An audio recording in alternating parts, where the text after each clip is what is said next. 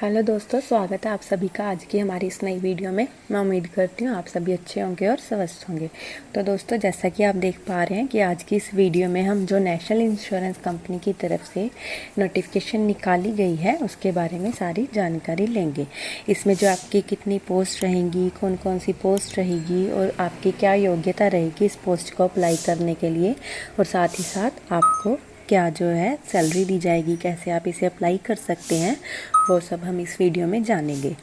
और अगर आप हमारे चैनल पर नए हैं तो हमारे चैनल को सब्सक्राइब कर लीजिए ताकि आगे आने वाली सारी वीडियोस की जानकारी आपको मिल जाए। तो दोस्तों, आइए देखते हैं। सबसे पहले हमें बताया गया है कि हमारे पास जो है 266 वैकेंसीज़ अवेलेबल रहेंगी, यानी कि इस पोस्ट में हमें 266 वैकेंसीज़ दी गई हैं जिनके लिए आप जो है अप्लाई कर सकते हैं।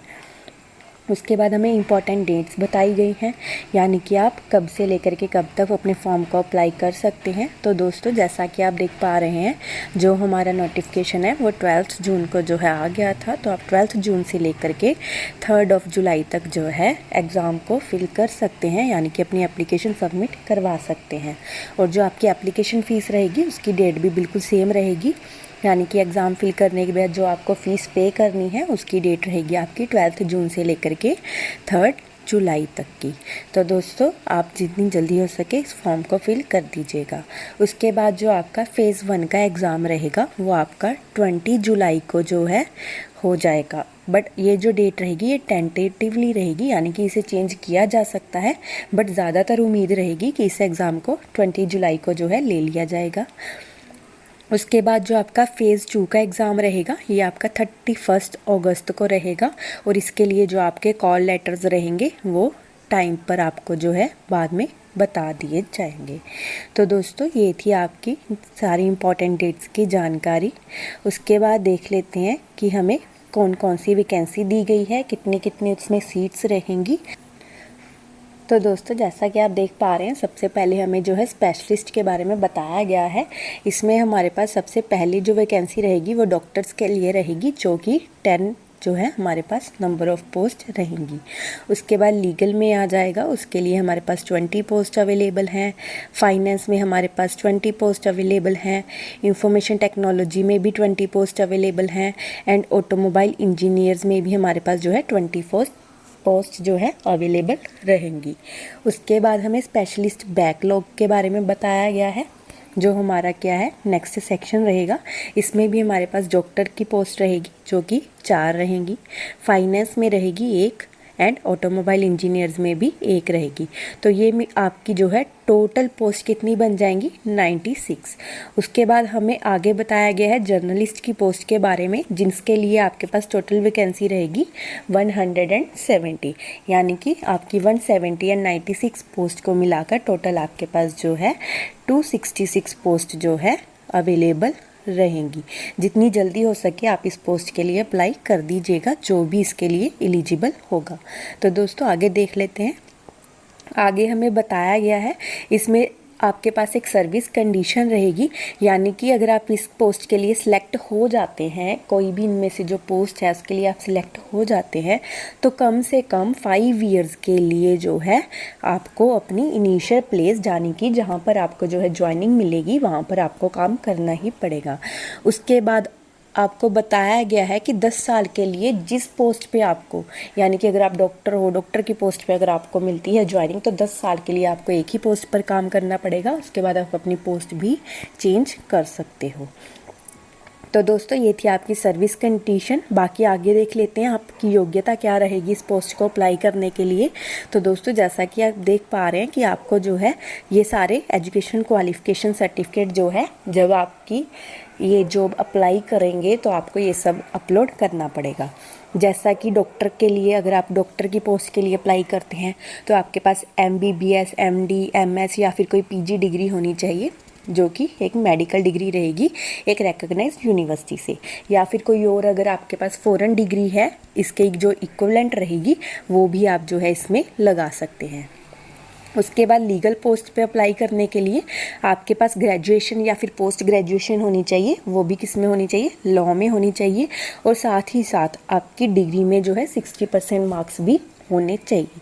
उसके बाद फाइनेंस में आप देख सकते हैं कि या तो आप चार्टर्ड अकाउंटेंट की डिग्री शो कर सकते हैं या फिर कॉस्ट अकाउंटेंट की डिग्री शो कर सकते हैं, या फिर अगर आपने बीकॉम एमकॉम कर रखी है आप तब भी जो है फाइनेंस के लिए अप्लाई कर सकते हैं। इसमें भी आपको जो है 60% मार्क्स लेने जो है कंपलसरी रहेंगे। उसके बाद इंफॉर्मेशन टेक्नोलॉजी में BE, BTech, ME, MTech हो सकती है, कंप्यूटर साइंस में, इंफॉर्मेशन टेक्नोलॉजी में या फिर MCA में, एंड कंडीशन सेम रहेगी, 60% मार्क्स आपको आपकी डिग्री में लेने कंपलसरी रहेंगे।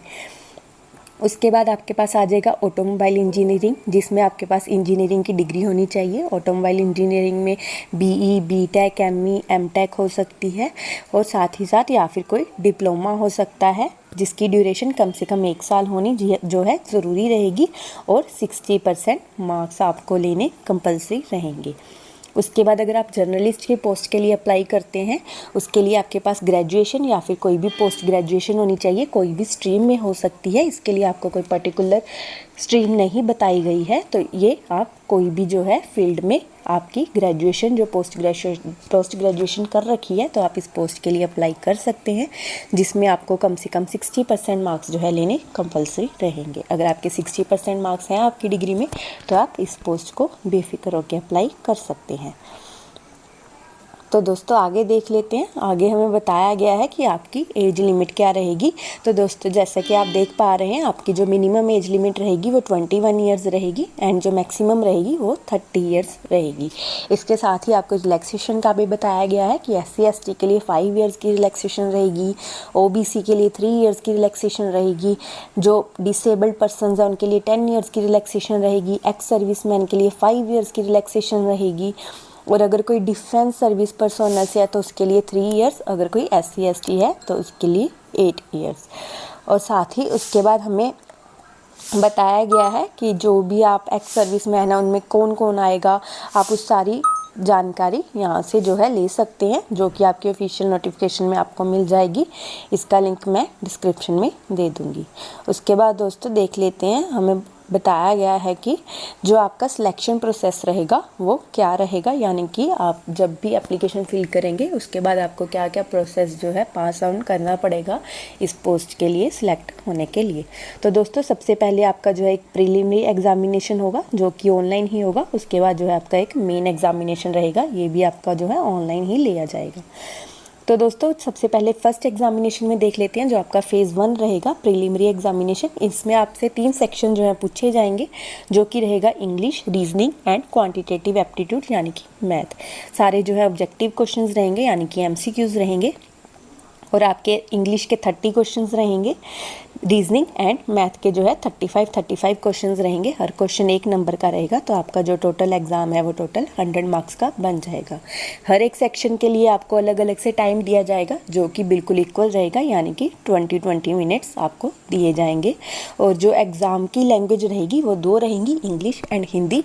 बट इंग्लिश एग्ज़ाम के लिए सिर्फ इंग्लिश ही जो है आपको लैंग्वेज प्रोवाइड की जाएगी।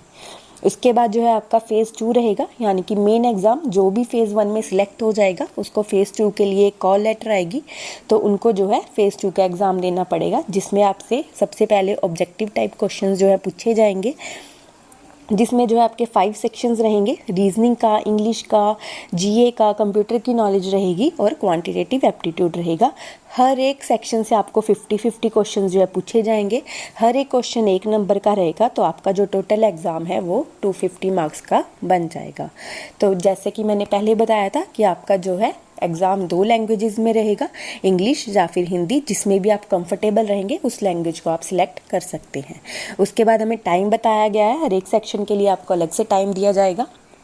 जैसे कि रीजनिंग के लिए 40 मिनट्स, इंग्लिश के लिए भी 40, जनरल अवेयरनेस के लिए 30, कंप्यूटर नॉलेज के लिए 30 एंड मैथ के लिए 40 मिनट्स। तो दोस्तों ये था आपका जर्नलिस्ट के लिए।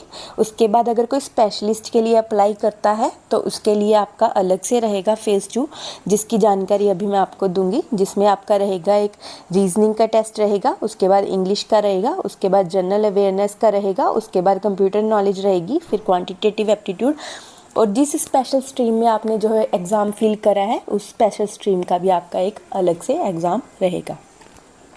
जो पहले के 5 सेक्शंस रहेंगे। इनमें से आपसे जो है 40 क्वेश्चंस पूछे जाएंगे और जो आपका स्पेशल सब्जेक्ट रहेगा उसमें से आपसे 50 क्वेश्चंस जो है पूछे जाएंगे। हर एक क्वेश्चन वैसे ही 1 नंबर का रहेगा, तो आपका पूरा एग्ज़ाम जो है 250 मार्क्स का बन जाएगा। 2 लैंग्वेजेस में अवेलेबल रहेगा, इंग्लिश एंड हिंदी, और टाइम जो है सेपरेट दिया जाएगा। रीजनिंग के लिए 35 मिनट्स, इंग्लिश के लिए 30 मिनट्स, जनरल अवेयरनेस के लिए 20 मिनट्स, कंप्यूटर नॉलेज के लिए 25 मिनट्स, क्वांटिटेटिव एप्टीट्यूड के लिए भी 35 मिनट्स, एंड जो आपका स्पेशल स्ट्रीम रहेगा, सन के स्पेशल सब्जेक्ट रहेगा, उसके लिए भी 35 मिनट्स जो है आपको दिए जाएंगे। इसके बाद दोस्तों आपका एक डिस्क्रिप्टिव टेस्ट रहेगा, ये आपका क्वालिफाइंग नेचर का रहेगा और इसके लिए आपको जो है 30 मिनट्स दिए जाएंगे और ये 30 मार्क्स का ही रहेगा। इसमें सबसे पहले तो आपसे एक एस्से पूछा जाएगा जो कि इंग्लिश लैंग्वेज में रहेगा। ये जस्ट एग्ज़ाम जो रहेगा आपकी इंग्लिश लैंग्वेज को टेस्ट करने के लिए रहेगा कि आप इंग्लिश में कितने प्रोफिशिएंट हैं। उसके बाद आपको एस्से आएगा 10 मार्क्स का और आएगा प्रीसिक्स जो भी, ये भी 10 मार्क्स का रहेगा। उसके बाद कॉम्प्रिहेंशन रहेगा, ये भी आपका जो है 10 मार्क्स का ही रहेगा। तो दोस्तों ये था आपका सारा सिलेक्शन प्रोसेस। इसमें आपके जो है 2 स्टेप्स रहेंगे, फेज़ 1 एंड फेज़ 2। उसके बाद दोस्तों आपकी जो है एक इंटरव्यू ली जाएगी। इंटरव्यू में आपको जो भी डॉक्यूमेंट्स लेके जाने हैं, जो भी कंपलसरी रहेंगे दिखाने के लिए, वो आपको यहाँ पर दिए गए हैं। आप नोटिफिकेशन से चेक कर सकते हैं जब आपको इंटरव्यू के लिए कॉल आएगी। तो दोस्तों ये सारी जानकारी थी आपकी सिलेक्शन प्रोसेस की।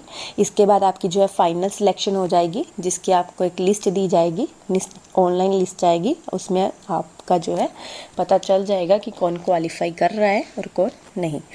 उसके बाद दोस्तों में फ़ीस बताई गई है कि जो भी इस एप्लीकेशन को फिल कर रहे हैं उनको कितनी फ़ीस जो है पे करनी पड़ेगी।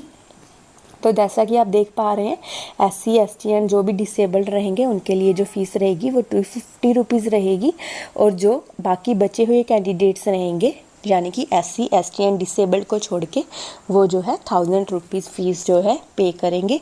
और ये जो आपकी फ़ीस रहेगी वो नॉन रिफंडेबल रहेगी, यानी अगर आपने एक बार अप्लाई कर दी तो वो बाद में आपको रिफ़ंड नहीं की जाएगी। उसके बाद दोस्तों आपको एग्ज़ामिनेशन सेंटर बताए गए हैं, जिसमें आपको फर्स्ट बॉक्स में आपकी स्टेट बताई गई है। उसके बाद जो है आपके सेंटर्स का नेम बताया गया है। सबसे पहले आप जिस भी स्टेट से बिलोंग करते हैं आप उस स्टेट को चेक कर लीजिएगा। उसके बाद उसके सामने दिए गए एग्ज़ामिनेशन सेंटर आप देख सकते हैं। जैसा कि चंडीगढ़ के लिए आपको दिया गया है चंडीगढ़ एंड मोहाली, छत्तीसगढ़ के लिए रायपुर बिलासपुर दिया गया है, दिल्ली के लिए दिल्ली NCR दिया गया है, हरियाणा के लिए हिसार फरीदाबाद गुड़गांव दिया गया है, हिमाचल प्रदेश के लिए शिमला एंड मंडी दिया गया है। ये सब जो है आपके एग्ज़ामिनेशन सेंटर रहेंगे। उसके बाद पंजाब के लिए आपको अमृतसर लुधियाना एंड बठिंडा दिया गया है कि अगर आप पंजाब से बिलोंग करते हैं तो आप इन 3 शहरों में जाके जो है अपना एग्ज़ाम दे सकते हैं। आपका जो एग्ज़ामिनेशन सेंटर रहेगा वो यहाँ पर ही दिया जाएगा। वैसे ही दोस्तों आपको फ़ेज़ 2 का जो आपका एग्ज़ाम रहेगा उसके लिए भी आपको पहले ही एग्ज़ामिनेशन सेंटर दे दिए गए हैं, पर दोस्तों ये प्रोविज़नल है, यानी कि इन्हें बाद में चेंज भी किया जा सकता है। पर अभी के लिए जो है आपके एग्ज़ामिनेशन सेंटर आपको यही दिए गए हैं। तो दोस्तों ये थे आपके फ़ेज़ 1 एंड फ़ेज़ 2 के एग्ज़ामिनेशन सेंटर्स। उसके बाद दोस्तों आपको इसको अप्लाई कैसे करना है वो देख लेते हैं। इसके लिए सबसे पहले आपको जो है एप्लीकेशन की रजिस्ट्रेशन करनी पड़ेगी। आप इसके लिए इनकी ऑफिशियल वेबसाइट पे जाकर रजिस्ट्रेशन कर सकते हैं। उसके बाद आपको फ़ी पे करनी पड़ेगी। उसके बाद जो भी आपके डॉक्यूमेंट्स रहेंगे वो आपको इसमें अपलोड करने पड़ेंगे। उसके बाद ही जो है आपकी एप्लीकेशन को कंप्लीट माना जाएगा और आपको जो है सिलेक्ट किया जाएगा, यानी कि एग्ज़ाम देने के लिए। उसके बाद दोस्तों आपको इसमें एक डिक्लेरेशन भी सबमिट करनी पड़ेगी, जिसमें आपको अपना नाम फिल करना पड़ेगा। आपको बताना पड़ेगा कि आपने जो भी डिटेल्स फिल करी हैं वो सारी जो है सही करी हैं, और जो भी आपके सर्टिफिकेट्स आपने अपलोड करे हैं वो आप इंटरव्यू के टाइम पे फिज़िकली उनको शो करेंगे। इसके लिए आपको ये लाइन दी गई है, आप इसे चेक कर सकते हैं, यानी कि आई। उसके बाद आपको अपना नेम फिल करना है। जो भी आपका नेम रहेगा आपको आगे बिल्कुल सेम लिखना है जैसा इसमें लिखा गया है। Hereby declare that all the information submitted by me in the application form is correct, true and valid. I will present the supporting document as and when required, यानी कि जब भी आपसे वो डॉक्यूमेंट्स मांगे जाएंगे कि हमें ये डॉक्यूमेंट्स देखने हैं तो आप सारे डॉक्यूमेंट्स जो है फिज़िकली वहाँ पर प्रेजेंट करेंगे। उसके बाद दोस्तों आपको एप्लीकेशन प्रोसीजर बताया गया है। ऑनलाइन अप्लाई करने के लिए आपको वेबसाइट बताई गई है। जो कि रहेगी nationalinsurance.nic.co.in।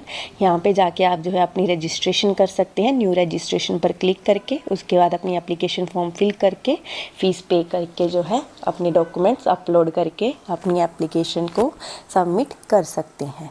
तो दोस्तों आगे जो आपने डॉक्यूमेंट्स को सबमिट करना है, यानी कि जो भी डॉक्यूमेंट्स आपको स्कैन करके अपलोड करने हैं, उन डॉक्यूमेंट्स की डायमेंशंस बताई गई हैं। सबसे पहले आपकी फ़ोटोग्राफ के बारे में बताया गया है कि उसकी कितनी डायमेंशन होनी चाहिए।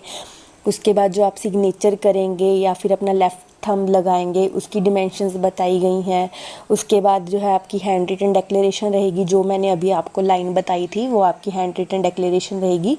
इसके बारे में बताया गया है कि आपको ये डिक्लेरेशन जो है कैपिटल लेटर्स में ही लिखनी है। इसमें जो है आप जो पेन यूज़ करेंगे वो या तो ब्लैक होना चाहिए या फिर ब्लू होना चाहिए। उसके बाद दोस्तों आपके जो डॉक्यूमेंट्स आपको स्कैन करने हैं उनकी डायमेंशन बताई गई है, जो कि 200 dpi यानी कि डॉट्स पर इंच रहेगी। ये सारे जो है आपकी इंस्ट्रक्शंस हैं, आप यहाँ से जो है इसे चेक कर सकते हैं। तो दोस्तों ये थी हमारी आज की नोटिफिकेशन। मैं उम्मीद करती हूँ हमारी वीडियो से आपको सहायता मिली होगी। अगर आपको कोई डाउट है तो आप हमें कमेंट सेक्शन में कमेंट करके पूछ सकते हैं। और अगर आपको हमारी वीडियो अच्छी लगी हो तो इसे लाइक और शेयर करना ना भूलें और हमारे चैनल को सब्सक्राइब कर लें। थैंक यू दोस्तों, मिलते हैं अगली वीडियो में।